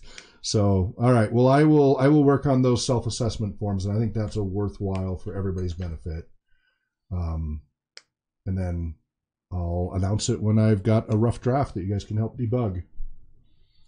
But I guess we'll call it there. If you have any questions or comments at this point, Shane, before we do call it a night. No, I'm kind of processing. That was a lot to take in for tonight, so I don't really have any questions. Yep. But good stuff. No, I will say that I'm going to be kind of busy the rest of the week, so I probably will not talk to you guys again until next Monday, especially since the Friday thing got canceled. Okay, we do have Thursday night and we do have Saturday workshop.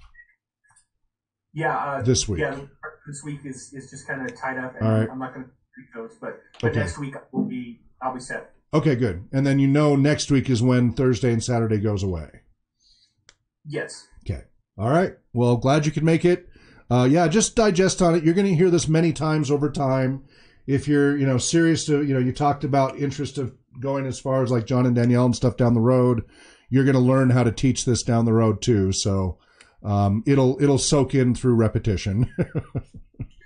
Yeah, and I mean, a lot of this is fairly new material for me, so that's part of just the digestion. Because and some of it, it's kind of cool because it's things that I've kind of thought with different roles I've had with kids, but to have names to it is kind of it's kind of nice. It is. It's well, a lot of us we have our own informal stuff we figure out, but by having this formalized process, it expedites and it helps us grow that much faster. Right, it helps new folks grow, avoid a lot of the pitfalls we had to make along. We had to do a lot of trial and error to get where we are now, decades later. This formalized training can still help people learn about those pitfalls, but they don't have to take decades to figure it all out. So they can learn in a few years what took us decades to get to. And that might be a little depressing, but that's the joy of being a trailblazer.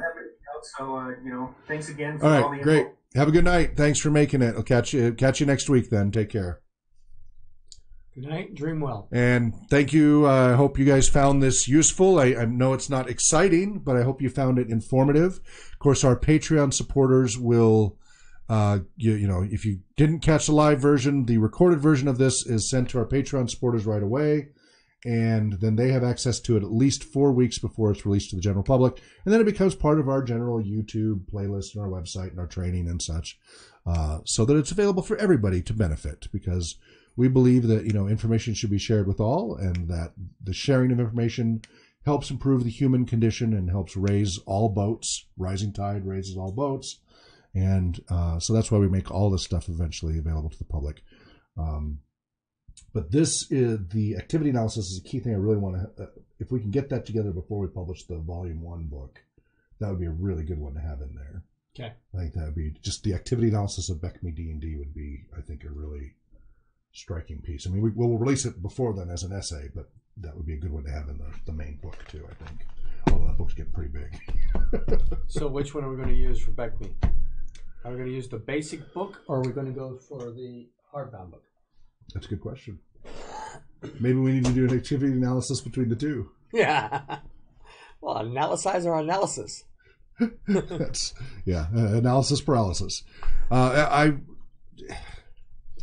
red book is simpler. Yes, it is much. It has fewer choices.